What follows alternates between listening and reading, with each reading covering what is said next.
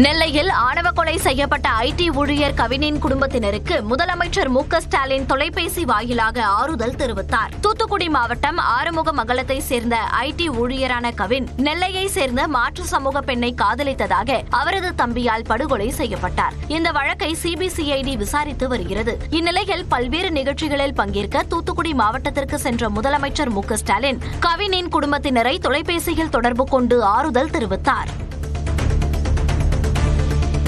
கவின் கொலை வழக்கு தொடர்பாக தவறான தகவல்களை சமூக வலைதளத்தில் பகிர வேண்டாம் என நெல்லை மாநகர காவல்துறை எச்சரிக்கை விடுத்துள்ளது. ஆந்திர மாநிலத்தில் நடைபெற்ற ஒரு கொலை சம்பவ காட்சியை கவின் கொலை காட்சி என சிலர் பதிவிடுவதாக கூறி சட்டம் ஒழுங்கு சீர்குலைக்கும் வகையில் செயல்பட்டால் கடும் நடவடிக்கை எடுக்கப்படும் என எச்சரிக்கை விடுக்கப்பட்டுள்ளது. கோவை மற்றும் நீலகிரியில் இன்று அதி கனமழை பெய்ய வாய்ப்பிருப்பதாக வானிலை ஆய்வு மையம் தெரிவித்துள்ளது. அதேபோல தேனி, தென்காசி ஆகிய மாவட்டங்களில் மிக கனமழையும், திண்டுக்கல், திருப்பூர், கிருஷ்ணகிரி, தருமபுரி, ஈரோடு மற்றும் சேலம் மாவட்டங்களில் கனமழையும் பெய்யக்கூடும் என தெரிவிக்கப்பட்டுள்ளது. சென்னையை பொறுத்தமட்டில் இன்று லேசான மழைக்கு வாய்ப்பிருப்பதாக வானிலை ஆய்வு மையம் கணித்துள்ளது.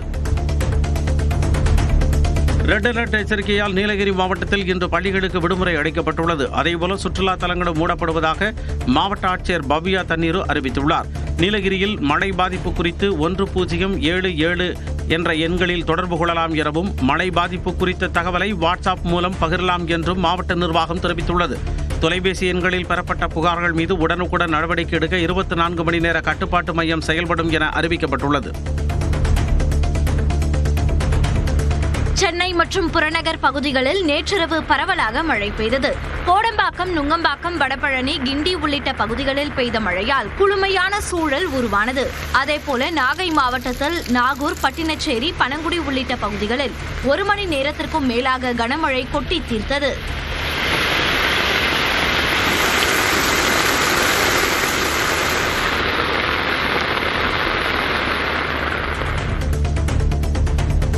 திருவள்ளூர் மாவட்டம் திருத்தணி மற்றும் அதன் சுற்றுவட்டார பகுதிகளான மத்தூர், கேஜி, கண்டிகை, ஆற்காடு, குப்பம் போன்ற பகுதிகளில் கனமழை கொட்டி தீர்த்தது.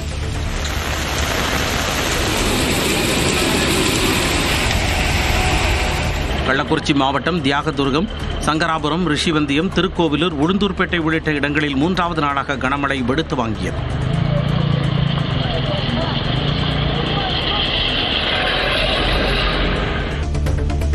மதுரையில் மாட்டுத்தாவணி, ஆரப்பாளையம், கோரிப்பாளையம், சிம்மக்கல் உள்ளிட்ட பகுதிகளில் பெய்த மழையால் தாழ்வான பகுதிகளில் வெள்ள நீர் தேங்கியது.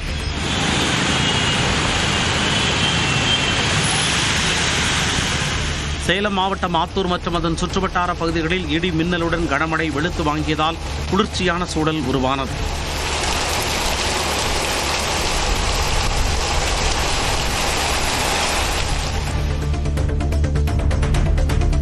பெரம்பலூர் மாவட்டத்தில் குன்னம், கொடக்காநத்தம், மருவத்தூர், சிறுகன்பூர் உள்ளிட்ட பகுதிகளில் கனமழை பெய்தது.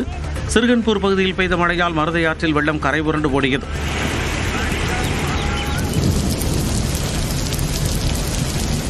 வேலூர் மாவட்டத்தில் பல்வேறு பகுதிகளில் சூறைக்காற்றுடன் கனமழை பெய்தது. பெருமாள்குப்பம் பகுதியில் புளிய மரம் சாய்ந்ததில் 3 மின்கம்பங்கள் சேதமடைந்தன.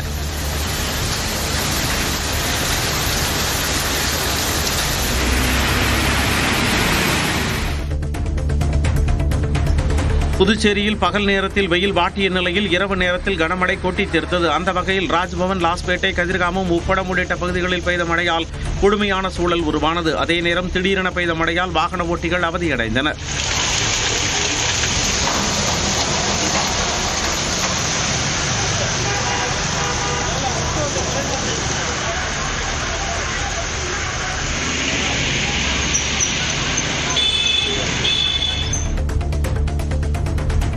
தூத்துக்குடியில் வின்பாஸ்ட் மின்சார கார் நிறுவன உற்பத்தி மையத்தை முதலமைச்சர் மு.க. ஸ்டாலின் திறந்து வைத்தார். 2 வகையான மின்சார கார்களின் விற்பனையையும் அவர் தொடங்கி வைத்தார்.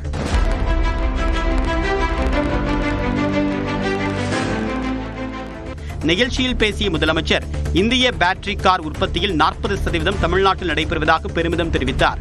வின்பாஸ்ட் ஆலை திறக்கப்பட்ட நாள் தென் மாவட்டங்களின் பொன்னாள் என்று முதலமைச்சர் தெரிவித்தார். வின்பாஸ்ட் ஆலை மூலம் தமிழ்நாட்டிற்கும் வியட்நாமுக்கும் இடையே வர்த்தக உறவு மேம்படும் என்று முதலமைச்சர் மு.க. ஸ்டாலின் மகிழ்ச்சி தெரிவித்துள்ளார். தூத்துக்குடி மட்டுமல்ல, தமிழ்நாட்டுடைய தென் மாவட்டங்கள் மிகப்பெரிய தொழில் பகுதியா வளர்ச்சி அடையும். முதற்கட்டமா இதுவரை 1300 கோடி ரூபாய் முதலீடு செய்யப்பட்டிருக்கு. என்னுடைய கனவு திட்டமாக இருக்கக்கூடிய நான் முதல்வன் திறன் மேம்பாட்டு திட்டத்தின் கீழ் சிறப்பு பயிற்சி பெற்று இதே தூத்துக்குடி மாவட்டத்தை சார்ந்த 200க்கும் மேற்பட்ட டிப்ளமோ மாணவர்கள் இந்த நிறுவனத்தில் வேலை வாய்ப்பு பெற்றிருக்கிறாங்க.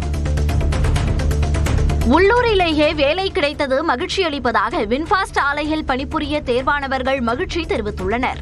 நான் முதல்வன் திட்டத்தின் கீழே நாங்கள் எல்லாருமே படித்து வின்ஃபாஸ்ட்ங்கிற நிறுவனத்தில் இடம் பெற்றிருக்கோம். அதுக்கு முக்கியமாக நம்ம தமிழ்நாடு முதலமைச்சர் அவருக்கு நன்றி தெரிவிச்சுக்கிறோம். ரொம்ப சந்தோஷமா இருக்கு. இந்த கம்பெனியில் வேலை கிடைக்கும்னு எதிர்பார்க்கல, கிடைச்சது ரொம்ப சந்தோஷமா இருக்கு. நாலு மாதம் திட்டத்தின் கீழே கம்பெனிக்கு வந்திருக்கோம். அந்த கம்பெனி பக்கத்திலே கிடைச்சது ரொம்ப சந்தோஷமா இருக்கு. தமிழ்நாடு முதலமைச்சருக்கு நன்றியை தெரிவித்துக்கிறேன். தூத்துக்குடியில் நடைபெற்ற முதலீட்டாளர்கள் மாநாட்டில் முதலமைச்சர் மு.க.ஸ்டாலின் முன்னிலையில் 32,500 கோடி ரூபாய் மதிப்பீட்டிலான 41 புரிந்துணர்வு ஒப்பந்தங்கள் கையெழுத்தாகின.